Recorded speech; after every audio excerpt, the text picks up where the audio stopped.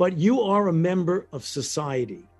And as a member of society, reaping all the benefits of being a member of society, you have a responsibility to society.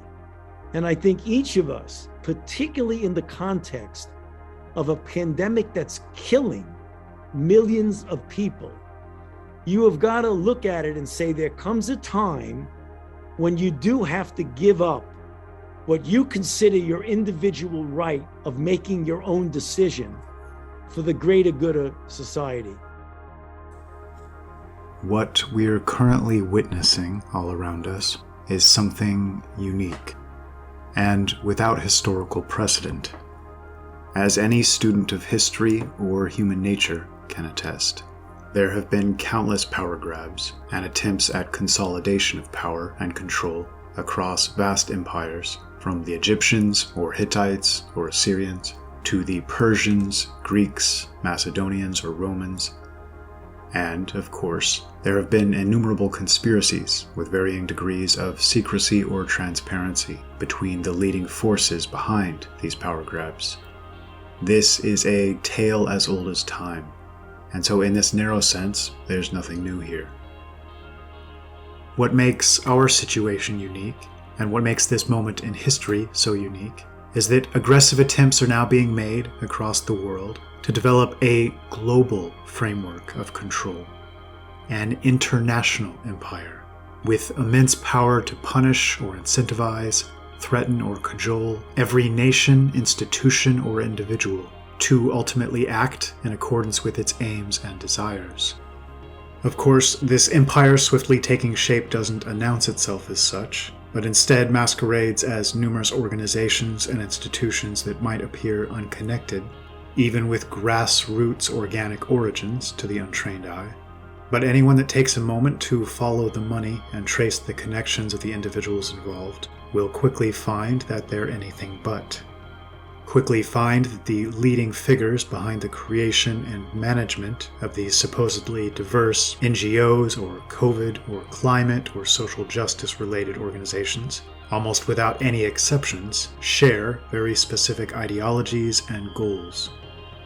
They are not the least bit representative of the public at large, but instead, as if by magic or incredible coincidence, all march to the beat of the same drum.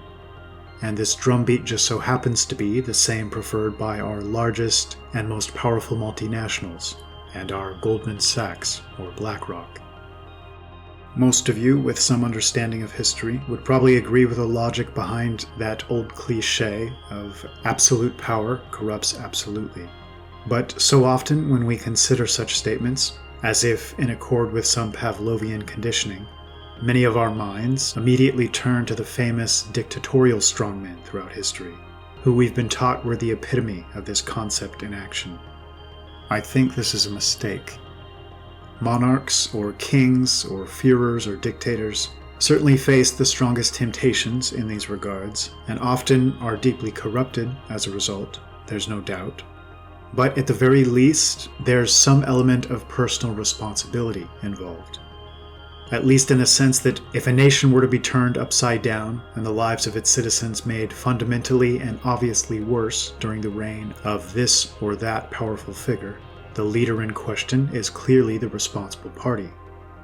Of course, there's usually some propaganda involved attempting to massage and condition the public sentiment, perhaps to take less credit for the failures and more credit for the successes. But ultimately, at the end of the day, this strongman at the helm is where the buck stops, and all recognize this. And there's something redeeming here, something straightforward and transparent. And I say this to make this point. We've been taught strong men with absolute power are a tremendous threat. But I'd argue, and I think this point is very important, that weak men with absolute power are vastly more so. Specifically, that brand of mediocre men who always operate behind and within committees, institutions, boards of directors, any framework that allows individuals to make tremendously weighty decisions without the full force of responsibility for these decisions falling squarely on their own heads as a result. This allows them to do what weak men do, what weak men have always done, namely pass the buck, absolve themselves of personal responsibility when called out by an angry public. It's an efficient system of blame sharing or responsibility distribution, allowing for the greatest injustices and instances of overreach, because a justifiably furious public is never able to point the finger in any one direction. Instead of being able to point to a single leading figure and say, "This was your decision, own up to it," we now have long chains of spineless administrative class careerists who can each point to the man above or across from them, or to that vague and amorphous new conceptual monstrosity, quote, expert consensus, which is a perfect example of what I'm referencing here. Citing such expert consensus is the perfect avenue to act without consequences and personal responsibility, which is precisely why we're hearing the term all around us as of late. While a dictator or strongman might step forward and clearly state an idea or opinion before then foisting it upon the public, weaker men tend to band together to avoid putting their necks on the line, with an understanding that they'll then circle the wagons as a collective unit if attacked.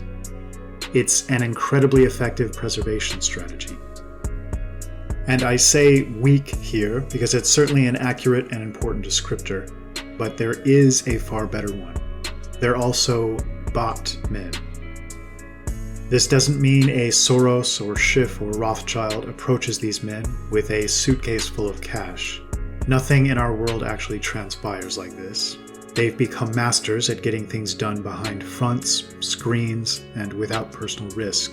And they've spent decades creating the corporate and legal architecture necessary to do so.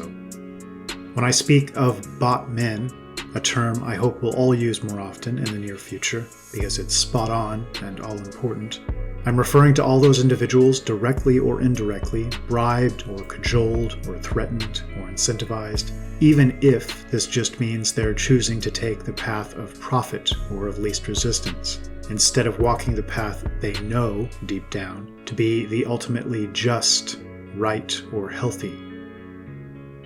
This problem is endemic because money ultimately runs our world, because most people are willing to do just about anything for it, and because its tendrils now run through and increasingly dominate every last sphere, whether it be politics, entertainment and popular culture, science and academia, protest and, quote, social justice, etc.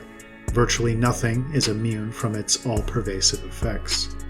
Even some dissident right-thinkers have been affected, receiving money from Jeffrey Epstein himself in a few cases. The beauty of these arrangements for both parties involved is that it can never be proven, conclusively and beyond any shadow of a doubt, that receiving money from these hidden hands and powerful forces behind the scenes directly translates into a person altering their message accordingly. It's impossible to look into their heart or soul. So if they claim, "These are my own opinions, in no way shaped by X or Y donors," it's impossible to state with 100% certainty that they're being dishonest. Even if the ideological thrust of the academic grants or research papers, archaeological digs, or political opinion pieces all happen to push public opinion in a relatively singular direction, all involved at every layer in this process can still pretend they're part of some naturally formed and organically operating structure that seeks truth or the betterment of our lives. In other words, money now shapes virtually everything from the ground up, behind layers of masks and fronts and proxies, represented by the parasitic administrative class of bot men. A simple way to understand these machinations and this machine at large is this.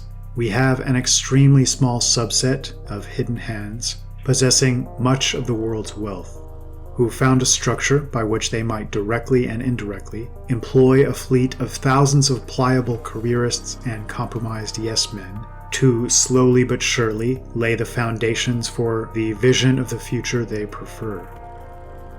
Additionally, and what makes this structure all the more powerful and flexible, this administrative class, these hirelings and errand boys reading scripts and following orders handed down from on high, can be freely rotated in and out with ease. without jeopardizing any of the progress towards the larger aims. If a fellow traveler in this group happens to be caught red-handed in a scandal the complicit media can't help them escape or sidestep, they're often quietly shuffled into a less public role, still obscenely profitable, just less visible. An entire ecosystem of advisors and consultants and similarly unnecessary occupations has thus developed over the years. So there's always a safety net for all of these bot men who show unswerving loyalty. The Green New Deal, the Great Reset, Build Back Better, these are examples of some of their current means and methods. Organizations like the CDC and the WHO epitomize the unelected bureaucratic, self-titled expert class that really do intend to dominate your future. Again, it's important to find the right visualization framework to best and most clearly understand what's happening here.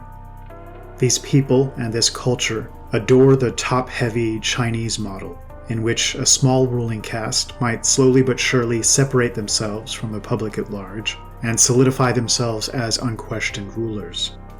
My problem with this future isn't simply with its enthusiastic decimation of the middle class, of liberty and the ability of each individual to think and speak and live in a manner he feels best, but perhaps just as importantly, I object to this future because I've seen firsthand the caliber of individual involved in this push for ultimate power.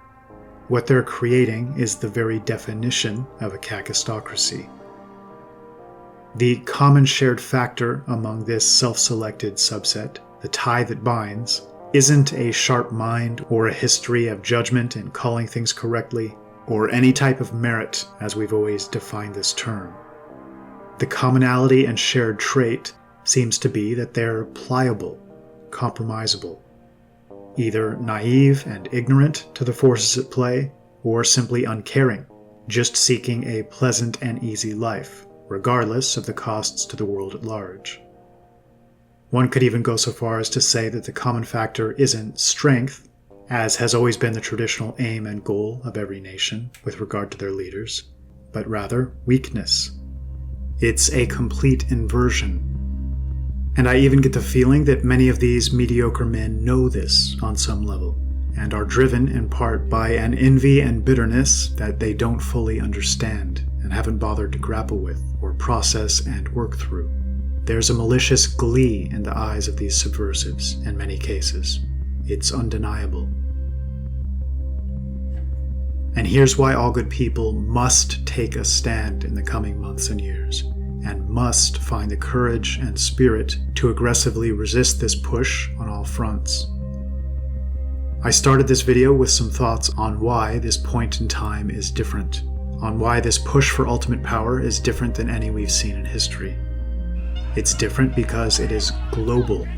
Should they succeed in their aims, there will be no refuge, no escape, no safe haven or place to hide, no alternatives. What they're engaging in is objectively evil and unjust for this simple reason. They seek to forcibly impose. They hide behind flowery and positive wording, behind the pretense that they're fighting for rights or representation of various minority groups. In truth, they're using these minority groups as a weapon to crumble the old order, and in fact to crumble order itself.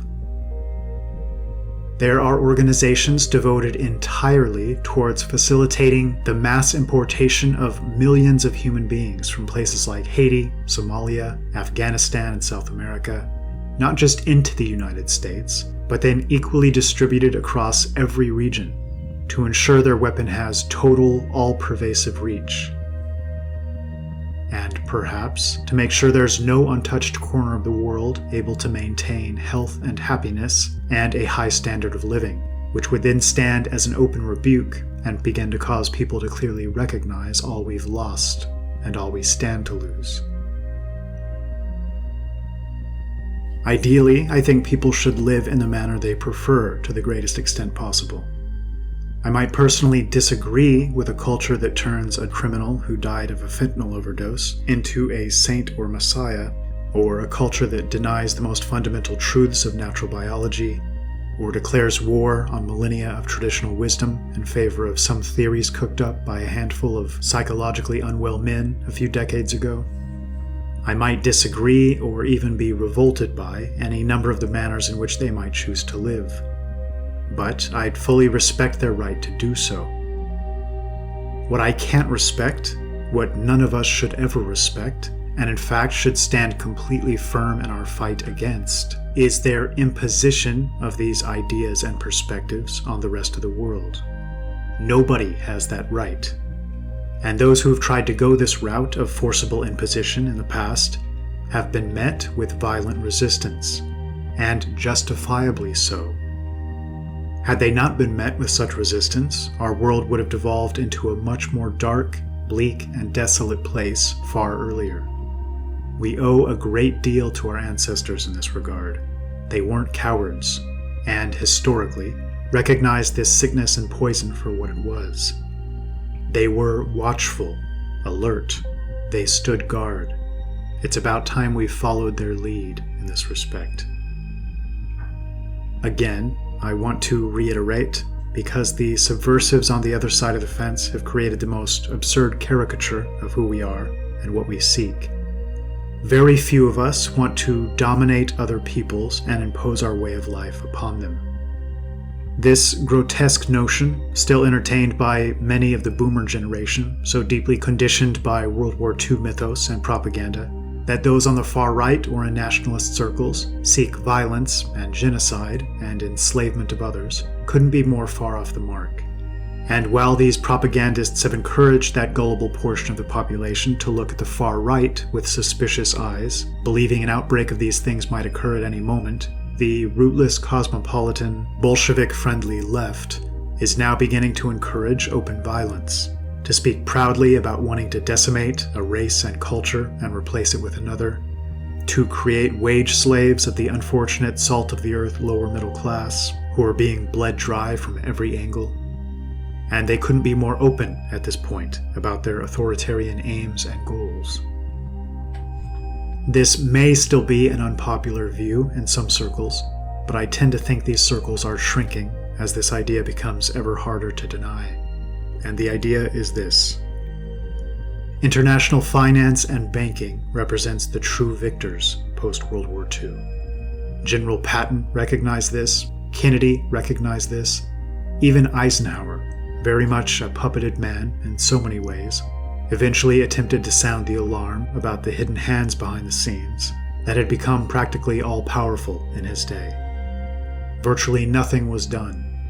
And since, this culture has had decades to further entrench themselves and their power base, and prepare for any challenges and threats. Decades to absolutely master the art of persuasion, indoctrination, and various types and degrees of mind control. Decades to install a mockingbird press, posing as several supposedly different and distinct institutions, yet who ultimately represent only one. And now, with the advent of the internet as we know it, essentially the printing press on steroids, they've had decades to put to use all of their knowledge and tools in ways so powerful, yet subtle, that there's hardly a man alive capable of comprehending the full nature and scope of what's being accomplished. Compartmentalization ensures this. We have many individual whistleblowers attempting to sound the alarm on this or that specific front of this larger battle, so often horrified by the abuses and overreach and brazen deceit they've witnessed personally. But imagine for a moment that all of these facets are connected, part of a single massive machine. The horror or anger or disgust expressed by these individual whistleblowers would likely be magnified 100-fold if they could see beyond their narrow lane and glimpse the totality of the effort being engaged in here. More and more often, I'm encountering even middle-of-the-road moderate types who, after poring over the hard data on all things related to this mystery virus, fully admit something deeply strange is going on here, but unable to know exactly why or exactly what forces or institutions or individuals are behind it all. The confusion is understandable, because the entire dynamic created by this virus checks a number of boxes simultaneously. Yes, it certainly benefits China significantly. Yes, it benefits the loathsome corporate oligarchs and technocrats who've watched their bottom line shoot through the roof as small and medium-sized businesses and the American middle class are pushed to near extinction, and our economic structure is irrevocably changed forever. Yes, it benefits that mediocre class of administrators and deep state lackeys, a quote expert class, and a slew of their domestic and international organizations, coincidentally all led by individuals with similar political and ideological leanings. Yes, of course it benefits one of the two political parties, but even more so the establishment class of both parties. Yes, it finally creates a clear line of demarcation between those willing to comply and submit and those who still have some fire in them, and that primal mode of physical and psychological health that innately resists all bonds, constraints, and fetters, especially those created by men they've been given no reason to trust or respect. Yes, it's a huge step in erasing borders and divisions between nations, and sets the stage for international action, international organizations, and various globalist dream scenarios. Yes, it seems to massively lower fertility, produce windfall profits for big pharma. It helps create and solidify a governing administrative caste to be used as dutiful and replaceable minions in the future. It does all of these things and quite a bit more, simultaneously. It almost seems an inefficient use of time and brainpower to attempt to determine which of these is the leading factor, or who is most to blame. We're witnessing an alliance of forces that all have a great deal to gain, in a dystopian world in which freedom, independence, and individual sovereignty cease to be. And it's likely this alliance ultimately represents a relatively singular force in action, existing and operating above and beyond traditional governments and intra-nation economic structures. As important as it is to eventually sort out the specific questions of who and why with perfect clarity, it's far more important to devote time and energy to finding the best ways to prevent them from winning the day here. And not just throw wrenches into their wheels, but eventually derail the entire train. I continue to be amazed at that small fraction of the dissident right still not viewing this as a leading issue. Ignored, it stands to cost us everything. When the ranks of military, media, celebrity, and popular culture and the corporate world are purged of the principled, courageous, or free thinking, the power they'll then hold will be total and unchecked, and in fact uncheckable. They might shut down your bank account, get you fired from your job, prevent your travel, cause you to lose custody battles, fine you, and all of this while showering the compliant around you with rewards and incentives. It's incredible that there's any doubt left in any reasonable person's mind. This is the power move so many of us have been expecting might come. This is the end-stage plan being set in motion.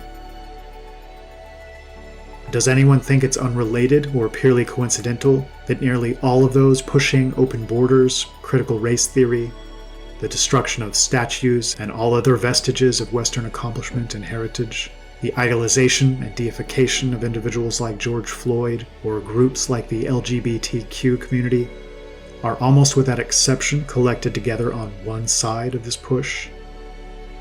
This is a culture at work, and what they're engaging in is a hostile cultural takeover and cultural imposition. There's simply no denying this anymore. At this stage, it should be transparently obvious to anyone that bothers to give these happenings any serious consideration. This may not be the fight we expected or wanted, but it's the determinative fight that now stands to dictate our collective future across all Western nations, as it so clearly opens the door to total power and dominance for this corrupt culture. And it's one we can't simply sit on our hands and lose. So what is it we can do? We might feel the noose tightening and see all of these elements coming together, But it's incredibly easy to feel overwhelmed and feel as if they simply control all of the pieces on the board and that there is no way out. It's understandable that many might feel this way, and in fact, this is the point of view those pushing us into this globalist serfdom would love to see adopted, one of hopelessness, powerlessness, pessimism, and despair. But here's why it's not accurate, not correct or justified. The individuals spearheading this rapid shift represent an extremely small percentage of the overall population. Like a bullfrog that puffs itself up to appear far larger, they're able to greatly magnify themselves with the help of print and television and social media, and still further by taking advantage of weakness, greed, and the self-serving mentality they've so effectively drummed into such a great many. But they're still a very, very small subset of the population. Never forget this.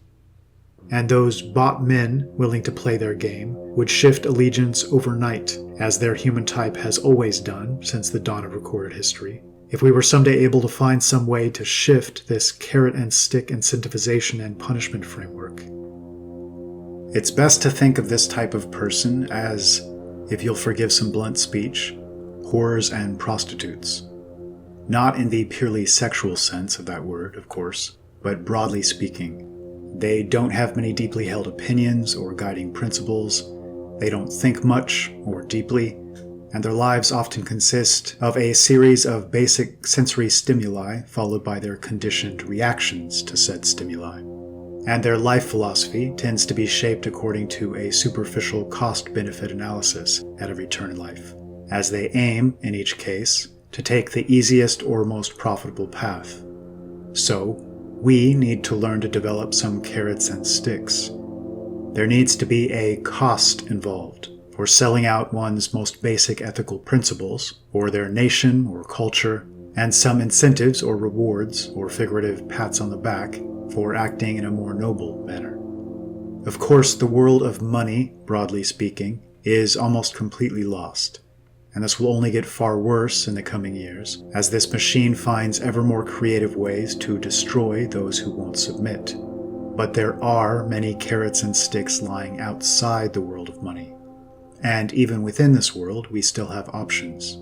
Crypto is certainly one. Additionally, we saw recently as a few airlines refused to comply, due to courageous pilots and a mass of deeply angry customers. The Oklahoma National Guard has taken an extremely impressive stand. Members of teachers' unions and school boards, who until recently could just phone in their work and collect their paychecks, as they did whatever their handlers or union bosses told them to do, are finally starting to recognize that they can't simply expose kids to anti-white race hatred and pornography and pedophile-friendly literature without a cost. And now we're seeing scores of states officially breaking ties with the National School Board Association. Over recent decades, the left has created something of an art of loud and vocal and annoying protest. They've become experts at being the squeaky wheel that gets the grease, in part because they have all the money in the world covertly backing these operations. But I'd argue it's far more powerful when, for example, a parent who genuinely feels deeply about a given issue is able to stand and give clear and eloquent voice to their heart and mind.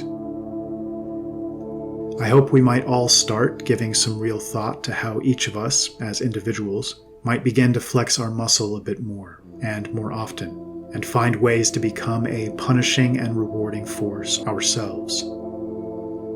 Reaching out to communicate with those who have made positive choices, especially courageous choices, selflessly and in the face of backlash, is just as important as standing against those making destructive choices. And in fact, in conditions like these where it's so easy to become disgusted and angry, it seems incredibly important to try to find a balance here, in part for the sake of our own psychological well-being. To not simply be against the dark or self-serving parasitic forces, but to actively embrace their opposites. There's something healthy and gratifying and life-affirming on an almost primal level about genuinely feeling and expressing thanks and gratitude, and finding positive common ground and mutual resonance with another human being. In other words, don't just fight your enemies, but seek to embrace your allies in equal measure. They may be a motley sort at present, a mixed bag, and we're certainly not going to agree on everything, but it'd be difficult to stress enough the importance of this one fight. If this noose is allowed to close and constrict, every other battle we might wish to fight, domestically or internationally, essentially becomes an almost impossible uphill battle. If they're able to create this framework of organizations and institutions across the world, which can then act in lockstep in an allied and interconnected way, completely crushing dissent would then be child's play. Anyone standing up to this encroachment is my ally at the moment, full stop. The specifics of where we might respectively head and how we might shape our world when the dust settles is an important discussion, but perhaps a discussion for a later time. What matters right this moment is finding ways to meaningfully counter this incredibly powerful, well-organized, and well-funded force that seeks to stamp us out and impose its will. We can discuss details and minutiae as soon as we're standing on the grave of its corpse. I spoke of the need to become forces of punishment and incentive whenever and wherever we're able, but realistically will not be the leading players in this arena, at least not anytime soon. Money will run this show for the most part. We can have a very real effect, but not a dominant one. And I think we should all be completely frank and honest about where this domination of the world of money will almost certainly lead in the near future. Their goal is to shut us out, to become the only game in town and position themselves as gatekeeper controlling access. I think most of you listening likely recognize this, or at least suspect its potentiality. They know full well that if they're able to create fear and trepidation with regard to how you're going to keep your job, or pay your bills, or make use of air travel or public transportation, or even just go to the grocery store and put food on your table, they can then make a person do just about anything. What we need to do, and do quickly, is find means and methods to work around them, to the extent that their threats and incentives have less and less power accordingly. Roger Scruton correctly labeled this class of middlemen parasites, a fairly harsh and jarring term to ears accustomed to excessively civil discourse, but also completely appropriate here. This subset of the population that, broadly speaking, creates and produces nothing, yet always finds clever paths to take and tax and subvert and control. They're not our farmers or construction workers or truck drivers, our engineers or leading STEM graduates, even our greatest intellectual or scientific pioneers or inventors. Rather, they're a group of people, often with overly narrow and increasingly unnecessary skill sets, who tend to live off of the hard work and creativity of others. The goal needs to be to restructure and reorganize our own world in order to shut them out, to ensure the products of our time and energy and collective effort aren't indirectly funneled into their hands, and to be able to work and deal with one another directly. Remove the parasite from the host, and it will, inevitably, starve. I mentioned how silly it seemed, in a sense, for us to worry and fret about being locked out of the system, when the productive class represent the only ones creating real value for the system. In other words, the problems we face are only logistical and structural in nature, and if we're able to find a way to alter this structure, perhaps even reviving trade and barter systems, among other ideas, it becomes impossible for any of their actions to gain real purchase in disrupting our lives. For example, farmers across the nation have been ordered to dump or destroy their crop harvests, as well as milk, eggs, pigs, and cattle, simply wasting massive amounts. And all of this as our food prices continue to skyrocket. This is just one of the many examples of an absurd inefficiency in the marketplace. If we developed some basic means of hooking up those who provide such necessary products and services directly with the public who will soon so desperately need them, this, for example, would represent one serious step in the right direction, and would help prevent the artificial manipulation of our food supply via dishonest political actors. One of the ideas I think has tremendous promise that I encourage you all to look into is a concept popular in the Nordic nations called Reko rings. Essentially, it's a means of hooking up the producers of food with the customers seeking food, while cutting out all middlemen or grocery stores and their related costs and hassles. The focus is on organic and ethically produced, completely fresh and pesticide and chemical-free fruits, vegetables, meats, chickens, eggs, and dairy. The difference between a Reko ring setup and a farmer's market is that the food producers only bring already purchased foods to a given location, which means they don't need to stand around in stalls and potentially throw out unsold products at the end of the day. The customer places an order for everything he'd like to obtain and then simply picks it up at a Reko location. If you happen to have experience in this realm and ideas to share, please consider doing so in the comments of this video, or join us in our Phoenix Project chat community. I'd love to see solutions like this attain a much wider adoption and even act as employment opportunities, ideally, for those in search of work, and specifically those who'd prefer to work in a capacity they find fulfilling or consider especially helpful or worthwhile. I think it'd be an extremely positive step for all of those tired of working unfulfilling jobs for corporate entities we don't resonate with or respect, to find ways to earn a living producing real value again, in the realm of food production specifically, for several reasons, not the least of which would be that in the case of economic or supply chain collapse, which seems right around the corner as we speak, we'll be in a much better position to navigate the fallout. And as a broader community, will be much more immune to threats and pressures from governments and allied corporate and multinational interests. I strongly recommend learning to grow some food crops, even on the smallest experimental scale to start. These skill sets and this knowledge may be invaluable soon. And this applies across the board. This is the theme of this video, and a core concept that bears repeating over and over and over. Our goal should be to slowly but surely return to the fundamentals in all aspects of life, but especially with regard to our occupations and where we're devoting our time and energy.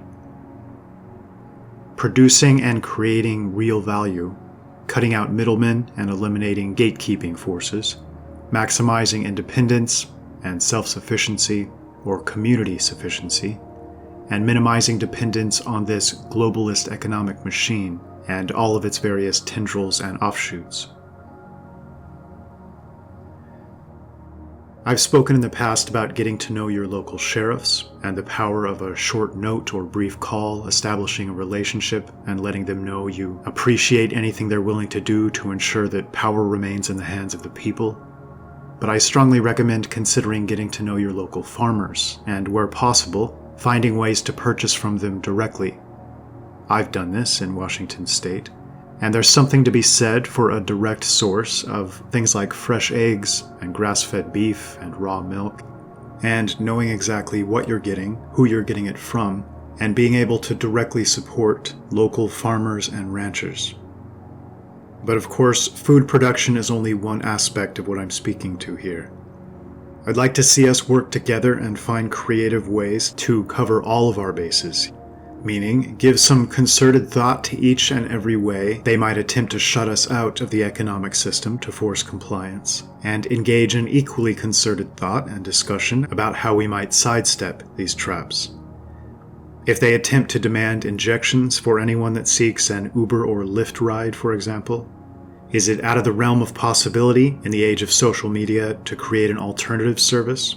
Not necessarily some sprawling corporate entity, but a very lightweight and scrappy solution in which people and willing drivers are directly hooked up in a more informal way. Again, sidestepping middleman fees and similar nonsense. Or if major airlines attempt to go the same route and demand injections for all travelers, might it be possible for smaller chartered flight services to step in, slowly but surely? In some arenas, the logistical hurdles will be bigger than in others, certainly. But ultimately, where there's a will, there's a way. And the first step is to start thinking of and actively discussing all manners of solutions and workarounds. Not just a "we will not comply" attitude towards this criminally corrupt overreach of this government, corporate, big pharma, and intelligence agency alliance, but working to get to a stage where we have no need or desire to comply, breaking their monopolistic control, especially with regard to all basics and necessities of life. There's even the specter of starvation-level food shortages in bigger cities if things were to truly collapse. And simultaneous with these food shortages and price hikes, we have thousands of good people looking for meaningful work. Consider this as one of the many hypothetical solutions.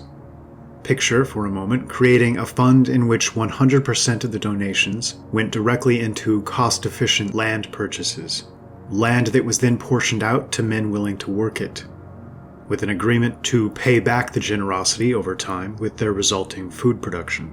The more successful of whom might choose to donate additional proceeds to the fund above and beyond what was initially owed, and thus allow it to obtain more land and expand its footprint ever more. And consider that there are still many good people with sizable fortunes, with an upright character and a more traditional sense of ethics and values. Considering that investors routinely pump millions into dubious and risky tech startups, is it really impossible to envision finding the occasional generous individual willing to take a chance and make significant investments in such conceptions, assuming they were well thought out, planned, and structured? And when I mention big ideas like these, please know I'm well aware there are hurdles and obstacles and complications and difficulties to sort out. But nobody can tell me such ideas are impossibilities. They're absolutely not. Again, it really is true that wherever there's a will, there's a way. Where there's enough will, a way will inevitably be found. Again, this is just one random example, chosen to give some idea of the types of discussions I'd like to see us start engaging in. New leaders and organizers need to emerge to help shape and orient new solutions.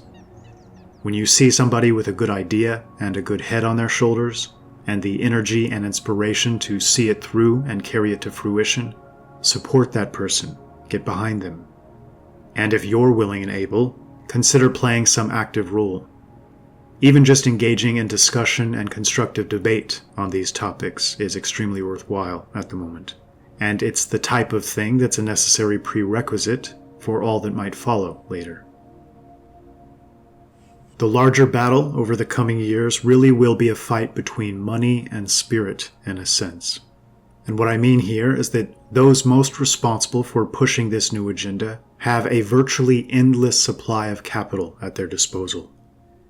From the Federal Reserve and central banks at the peak of this power pyramid that literally print our fiat currencies as they please, to the multinationals and corporate interests who are such direct beneficiaries, to that wealth of NGOs and activist organizations.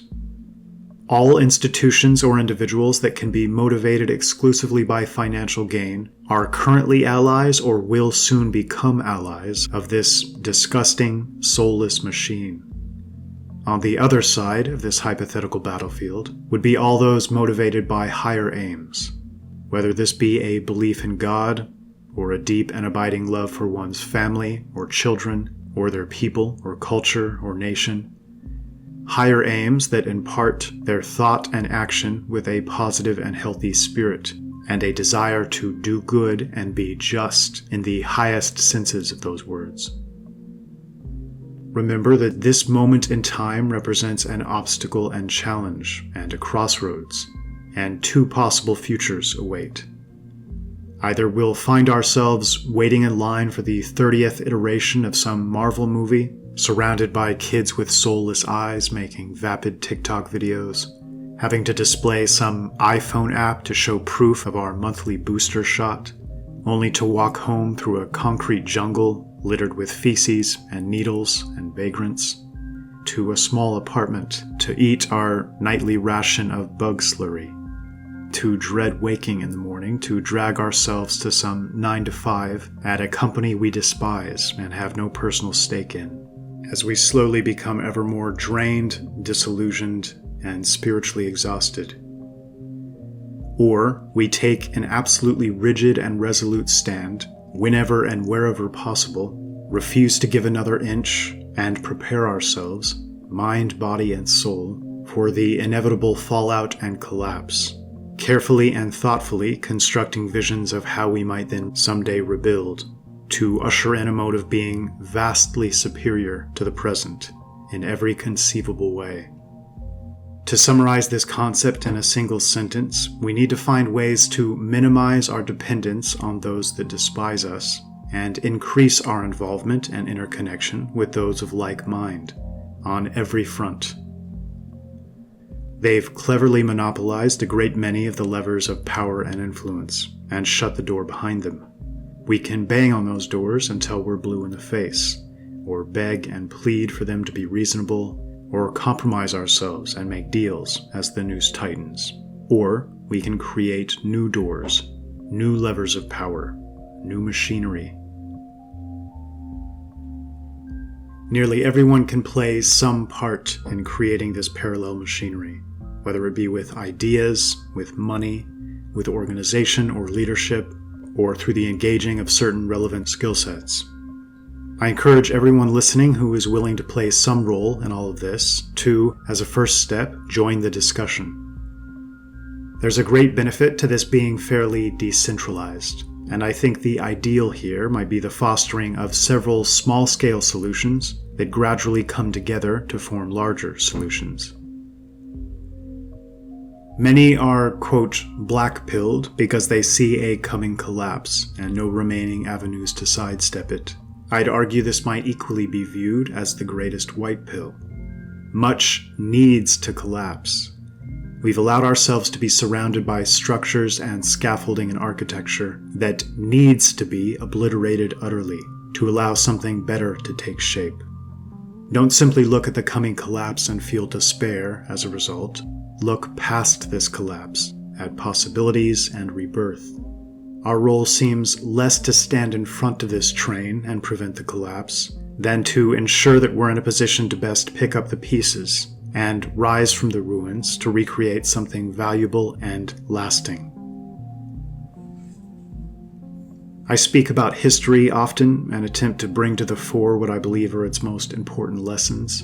One that stands out, especially right this moment, is the immense and central importance of liberty and independence, which can easily be traced all the way back to the Scythians on horseback on the open plains, a trait which would then manifest itself throughout all Western peoples. Historically, there wasn't merely a right to bear arms, but a duty. Earning one's weapon was a rite of passage as a man, and was an outward signal to the world that you were worthy of the power a weapon bestows. This sword was then a constant companion during every trip or voyage, at every major folk meeting at which pressing matters were discussed, kept by their sides throughout banquets and feasts and every manner of social occasion, and not merely because it was somehow necessary for personal protection, as there seems to have been almost none of that type of indiscriminate crime we experience today, but because it was a symbolic representation to themselves and all looking on, of their independence and sovereignty. One of the defining elements of the culture of that sprawling Germanic people group, whether it be those Goths in Spain or northern Italy, or the Franks in France, or the Anglo-Saxons in Britain, or the Vikings in Scandinavia, was that each and every man, as an individual, was meant to be a force to be reckoned with.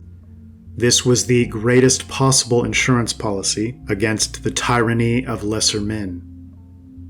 To be submissive, subservient, a cog in the machine, and most especially a foreign machine or one they didn't believe in or resonate with, was a type of life viewed with disgust and suspicion. and not from mere pride, but because they seem to know where such behavior ultimately led.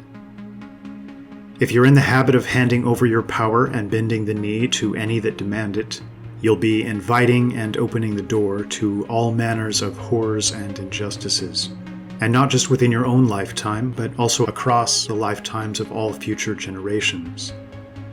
They knew, and even voiced this on more than one occasion, that if they allowed themselves to be disarmed and subjugated, or gave themselves over to a domesticated softness and materialism, they'd be acting as cowardly and irresponsible stewards of their inheritance. Owning some means of self-defense is only a narrow aspect of what I'm trying to reference here.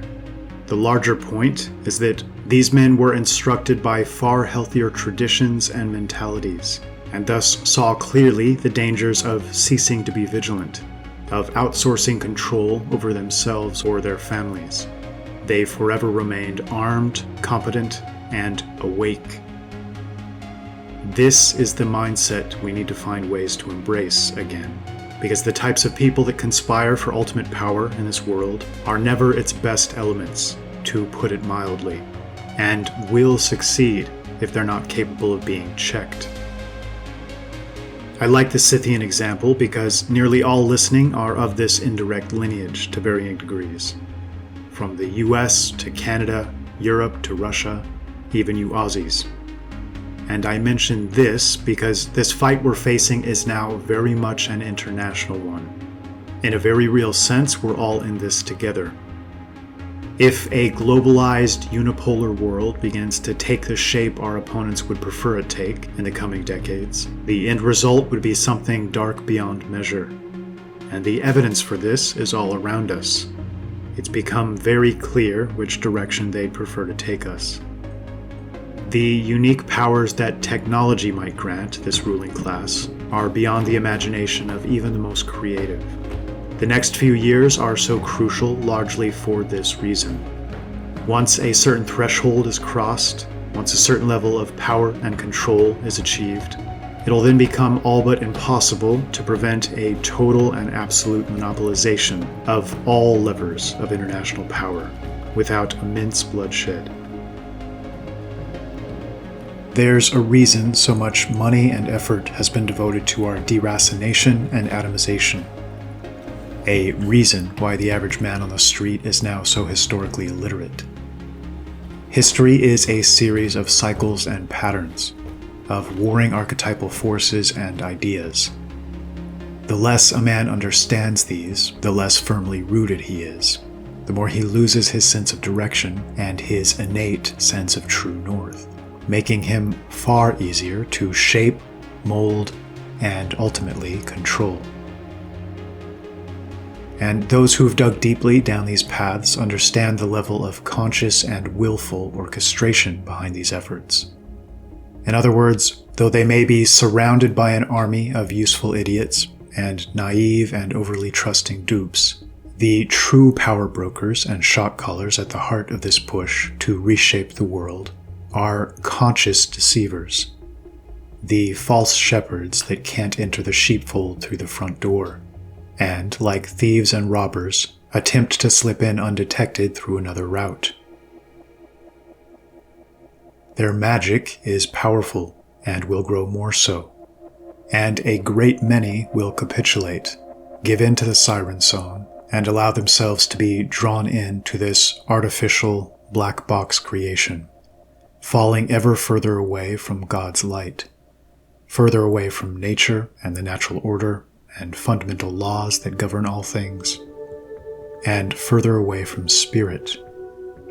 We are living through the Great Cheapening, a materialist and reductionist science, arrogant beyond belief, that pretends to understand the workings of the universe merely because it's able to measure or chart or label the effects of the cause, and finally denying even the existence of the cause, the creator and motive force and unmoved mover.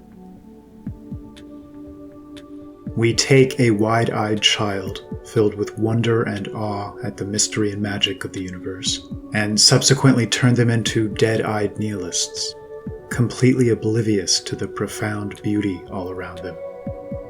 and even mistaking this supposed triumph over this abiding sense of wonder and awe and mystery as the mark of an educated mind or refined intellect. We mistake pretentious overconfidence for knowledge and understanding, and elevate the most arrogant and least wise men to positions of incredible power and influence.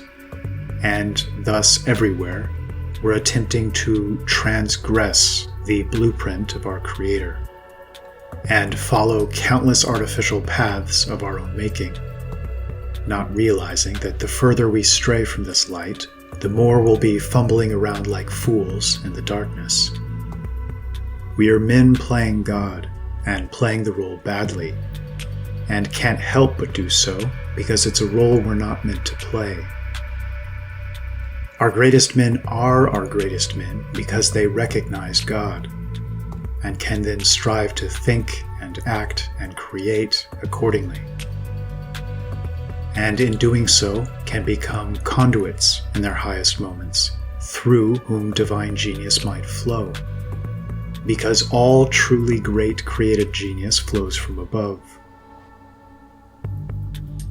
And those that lack this connection, who attempt to emulate or conjure up creative genius without recognizing or emulating the Creator and His blueprint, can only produce abominations as a result. A world cobbled together by men who lack this divine guidance would be a dark, confused chaos, a hell on earth, and I mean this literally. And thus we're becoming a world increasingly filled with abominations and monstrous ugliness, churned out by bad builders and charlatan architects.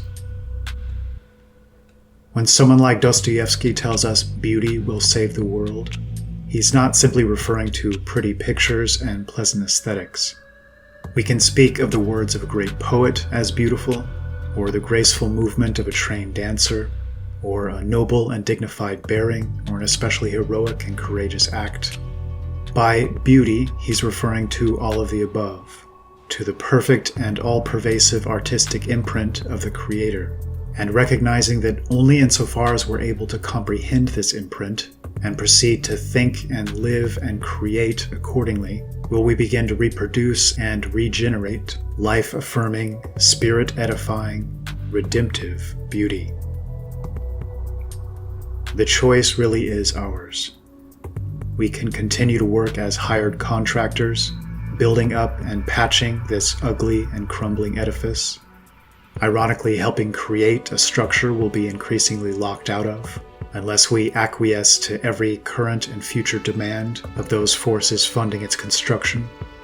Or we can take a step back, take stock of lessons learned from past failures and missteps, and slowly but surely rediscover our footing and begin to envision and create something new. Who knows what might come of it? Let's find out.